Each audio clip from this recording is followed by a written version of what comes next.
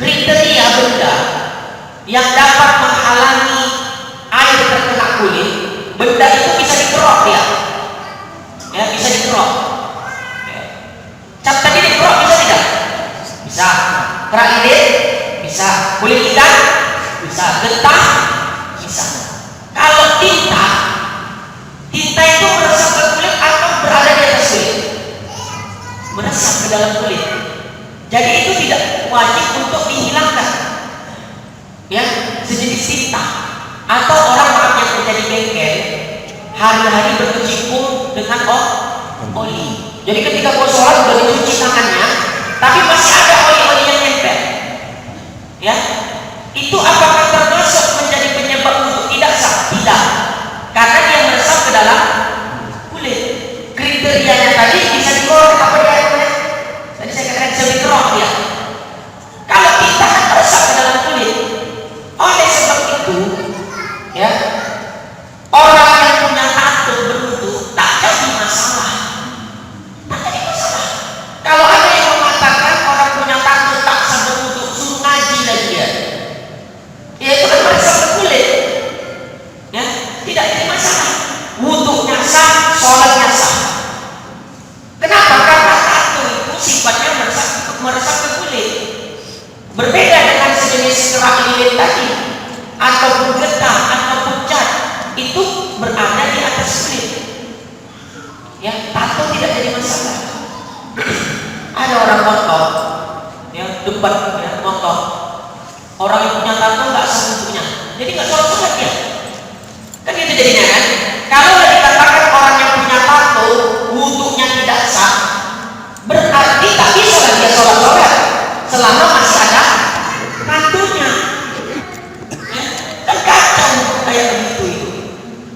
Ya, keliru itu kalau ada yang mengatakan orang punya tato tak sah wudhunya, itu keliru. Dari mana dalilnya? Kalau kita baca sirah, ya sirah Nabawiyah, rata-rata umumnya sahabat Nabi punya tato.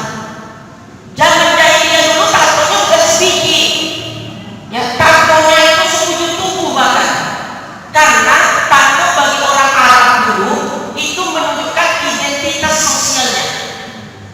Ya, jadi tato gambar beruang misalnya, identitas sosialnya ini gitu.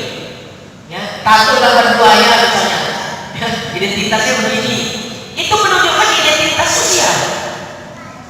Kalau memang orang punya tato nggak sah wudhunya, nggak sah sholatnya, berapa banyak sahabat Nabi yang sholat dan wudhunya tidak sah? Ya kan? Ya, silakan baca sirah, saya katakan sirah Nabawiyah. Ya, umumnya para sahabat Nabi itu punya tato. Hatta saya pernah membaca Umar bin Khattab, ya tatonya juga banyak. Kenapa? Karena tato bagi orang Arab Jahiliyah itu sebuah identitas sosial, bukan tato, identitas sosial. Ya, menunjukkan ya stratifikasi sosial di tengah masyarakat. Jenis-jenis tatonya. Ya, intinya orang yang bertato yang wudhu dan sholatnya tetap dihukumi sah. Kalau ditemukan alat yang bisa menghilangkan tato tanpa menyebabkan rasa sakit, menyebabkan mudarat, maka wajib dia menghilangkan tatonya. Kalau dia mampu, memang udah ada alatnya sekarang, pakai laser. Tapi katanya bayarnya mahal. Ya, karena dia tak ada biaya, ya udah nggak jadi masalah. Ya, kalau ada yang buat gratis, dihilangkan tato-tato ini. Kalau memang mau hijrah secara utuh. Tapi intinya Allah tidak melihat tato-tato tadi, tapi Allah melihat apa? Hatinya. Yang penting hatinya udah bertobat kepada Allah Subhanahu wa taala. Ya, seperti kisah para sahabat tadi, banyak sahabat-sahabat Nabi itu yang memiliki tato dan Nabi tidak menyuruh menghilangkannya. Karena zaman dulu itu, ya kita aja sebelum ada laser menghilangkan tato itu pakai gosokan kan? Ya, digosok tato itu, pakai gosokan itu kan sakit, mudarat, maka tak boleh hukumnya, malah bisa jadi haram. Dalilnya ada hadis yang ada la darara wala dirar. Jangan kau menyakiti dirimu sendiri dan jangan kau menyakiti orang lain. Jadi segala perbuatan yang dapat menyakiti sendiri seperti menggosok kulit yang bertato dengan apa tadi?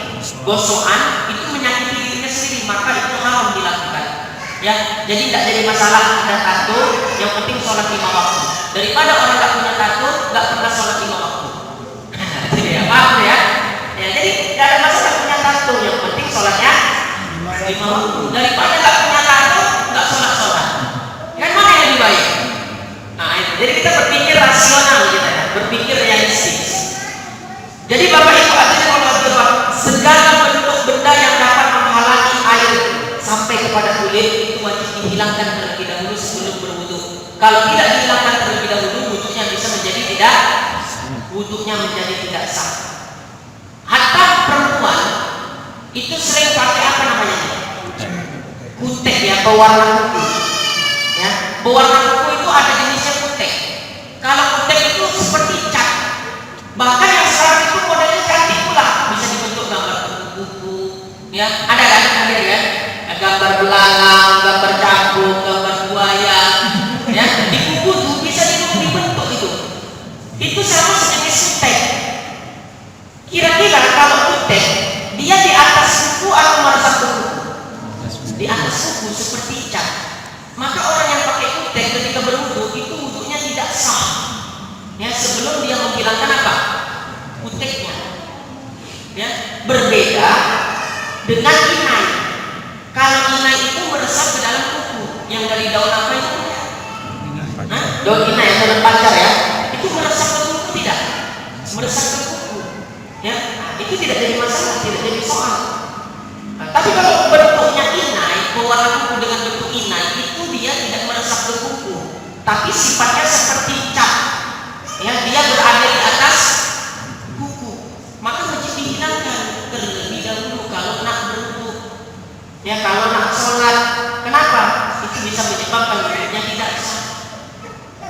Bahkan sekarang inai tadi, ya, inai ya, bukan kutek, bukan di kuku lagi, di tangan-tangan nih, berbagai motif, bunga-bunga, ya, ada gambar gajah, ya, ada gambar apa bentuk bunganya, tahu lah kita itu, berbunga-bunga. Apa hukumnya?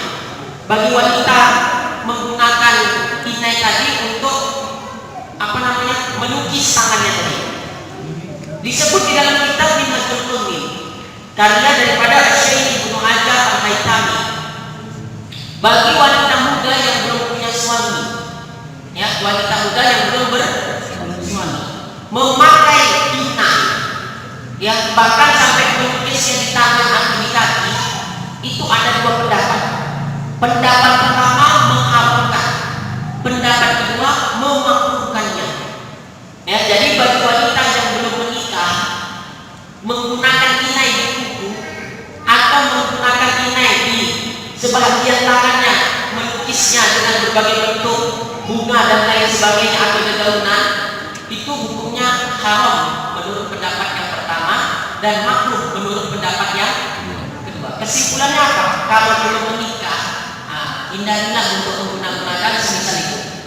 Bagi wanita yang sudah bersuami, dia harus minta izin dulu kepada suaminya. Ya, sekiranya suaminya ridho dan suaminya suka, bila mana istrinya menggunakan semisal tadi inai dan, ya, sejenisnya di tangan ini gambar dedaunan atau apa, hukumnya sunnah. Ya, kalau suaminya suka dan suaminya izin, tambah cantik aja pakai itu. Macam muda 20 tahun aku tengok gitu misalnya. Padahal umur 60 tahun. Ya, karena pakai itu kan merasa baru menikah lagi. Nah, itu jadi sunnah hukumnya. Ya, tapi kalau suami tak ridho, tak apa-apa kalau pakai itu. Bentar lagi buka kau itu katanya kan. Kalau lukis pakai inai itu, hukumnya jadi makruh. Ya, hukumnya tidak sampai haram, hukumnya makruh. Nah, jadi yang sudah bersuami minta izin dulu, bang, boleh ya pakai inai ini di kuku. Ya, atau di kaki kan ada tuh kan gambar bunga atau segala macam, di tangan sini juga, ya, di bentuk-bentuk. Nah, kalau suka suaminya mainkan, ya. Terakhir, sebelum membasuh kedua tangan ketika berwudu, sebelumnya cek dulu kuku-kuku kita. Kalau di bawah kuku kita ini terdapat kotoran-kotoran kuku yang berwarna hitam, daki-daki ataupun apalah, ya, kotoran kuku di bawah kuku, wajib dibersihkan terlebih dahulu. Yang wajib dihilangkan terlebih terlebih dahulu. Ya, kalau tidak dihilangkan hitam tadi, tidak dihilangkan kemudian dia berwudu, wudunya tidak sah. Kenapa tidak sah? Sebab ya air tidak masuk ke dalam sela-sela kuku ini. Kenapa? Karena terhalang oleh kotoran. Itu termasuk daripada pembahasan yang tadi. Wajib menghilangkan sesuatu yang dapat menghalangi air sampai kepada kulit. Nah, jadi itulah pembahasan rincian daripada membasuh kedua tangan, yang mana membasuh kedua tangan itu hukumnya wajib dibasuh sampai kepada sikunya. Ya, dengan rentetan pembahasan secara jelas tadi sudah saya jelaskan syarat-syaratnya, membasuhnya dari mana, bagusnya dari ujung jari sampai ya siku, dari atas ya, bukan dari bawah ya, dari atas ke bawah bukan, tapi dari ujung jari ke siku, itu sunnahnya. Kemudian bagi orang yang menggunakan cincin itu tidak harus membuka cincinnya.